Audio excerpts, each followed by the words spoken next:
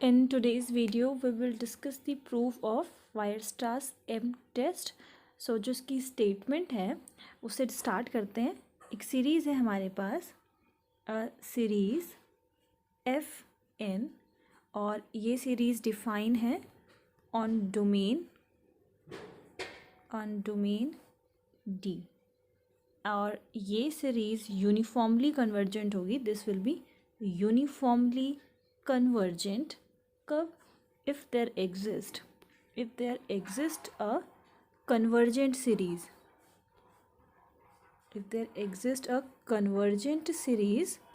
let us say कि वो convergent series है m n, ठीक है, और ये नॉन नेगेटिव टर्म्स की है, such that f n x this is less than is equals to mn for all x belongs to D and for all n belongs to n. इस statement का मतलब समझते हैं. हमारे पास एक सीरीज़ है, ये डोमेन हम मान लेते हैं D, और इस पे डिफाइंड है वो सीरीज़ हमारी एफ एन. तो ये सीरीज़ कन्वर्जेंट, यूनिफॉर्मली कन्वर्जेंट कब होगी? जब एम एन कन्वर्जेंट हो. अगर एम एन कन्वर्जेंट है तो ये कन्वर्जेंट होगा. और दोनों के बीच में रिलेशन क्या है? That mod of f n x is less than is equals to m n. तो इन सिंपल वर्ड्स ये कन्वर्जेंट है तो ये भी हमारी यूनिफॉर्मली कन्वर्जेंट होगी. ओके, एग्जाम्पल्स तो हम ऑलरेडी डिस्कस कर चुके हैं. मैंने काफ़ी सारी वीडियोज़ अपलोड की हैं जिसमें हमने एम टेस्ट की हेल्प से काफ़ी सारे सीरीज़ को प्रूफ किया है कि वो यूनिफॉर्मली कन्वर्जेंट है. ठीक है, तो प्रूफ स्टार्ट करते हैं. इस प्रूफ में हम एम एन को कन्वर्जेंट मानकर चल रहे हैं और ये प्रूफ कर देंगे कि एफ एन एक्स जो है वो कन्वर्जेंट है. ओके, सो प्रूफ इज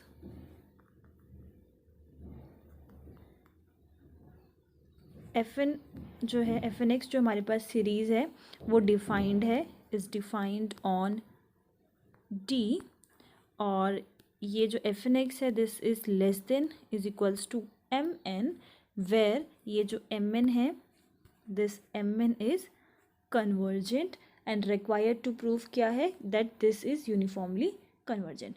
तो क्योंकि हमें ये पता है कि एम एन कैसी है, ये सीरीज़ कन्वर्जेंट है, m n is convergent, so by definition of Cauchy principle, या फिर ऐसे लिखो, so by Cauchy definition of convergence क्या रिजल्ट हम इस्तेमाल कर सकते हैं? दैट जो मोड है m N plus one then plus m N plus two then plus इसी तरीके से till m N plus p तक, इस ये हो जाएगा हमारा less than epsilon for all n greater than is equals to n not and p belongs to n. ठीक है, तो ये रिजल्ट हम कहाँ से इस्तेमाल कर रहे हैं? कोशी डेफिनेशन ऑफ कन्वर्जेंस से. अगर एम एन कन्वर्जेंट है तो उसको इस तरीके से लिखा जा सकता है. यहाँ पर p जो है वो नेचुरल नंबर से बिलोंग कर रहा है, तो m N plus one, m N plus two till इसी तरीके से एम एन प्लस पी तक. ये इसका जो मोड है, सम का जो मोड है वो लेस देन रहेगा एप्सिलॉन से. ये इसका रिजल्ट होता है.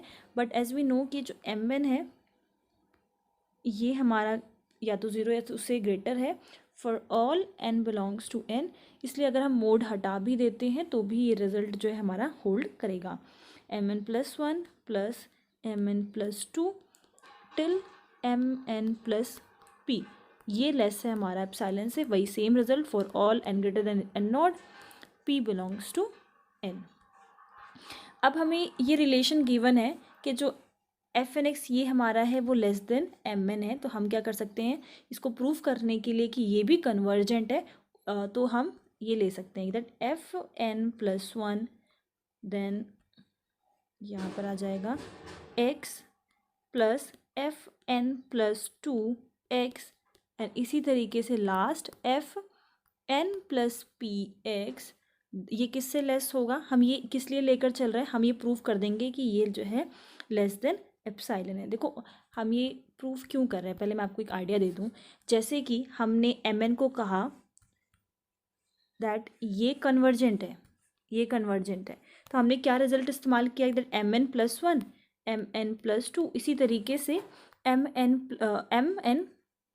प्लस पी ये लेस देन एप्सिलॉन है। तो ये प्रूफ करने के लिए ये जो सीरीज़ एफ एन है वो भी कन्वर्जेंट है। अगर हम ये प्रूफ कर दें कि ये जो fn+1 प्लस fn+2 इसी तरीके से टिल fn+p ये भी लेस देन एप्सिलॉन है, तो ये सीरीज़ कन्वर्जेंट हो जाएगी by Cauchy's principles of convergence, definition of convergence.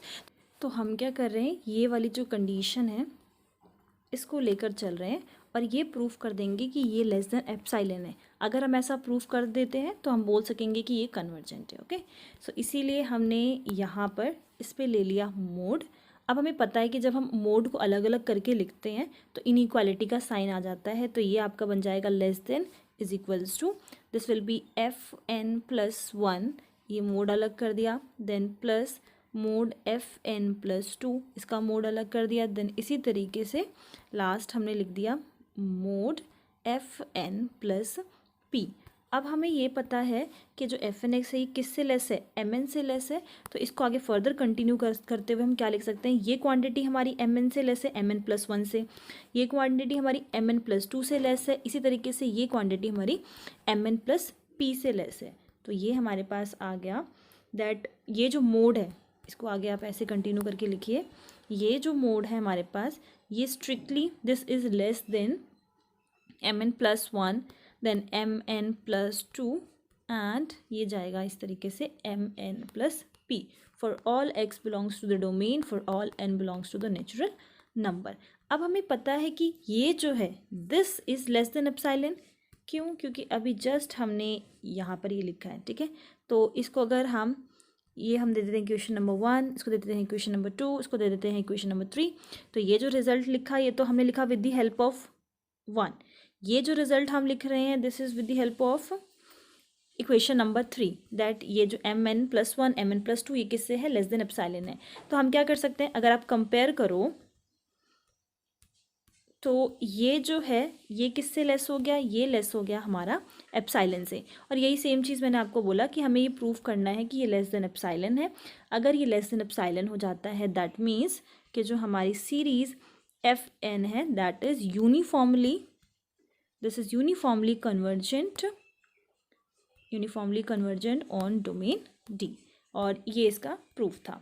Examples अगर आपको समझने हैं कि कैसे हम इस टेस्ट को अप्लाई करते हैं ये पता करने के लिए सीरीज़ यूनिफॉर्मली कन्वर्जेंट है या नहीं, तो लिंक मैं आप लोगों को डिस्क्रिप्शन में दे दूंगी या फिर आप मुझसे कमेंट बॉक्स में पूछ सकते हैं। एंड प्रूफ से रिलेटेड कोई आपको कन्फ्यूजन है तो वो भी आप पूछ सकते हो। Thank you for listening, bye bye.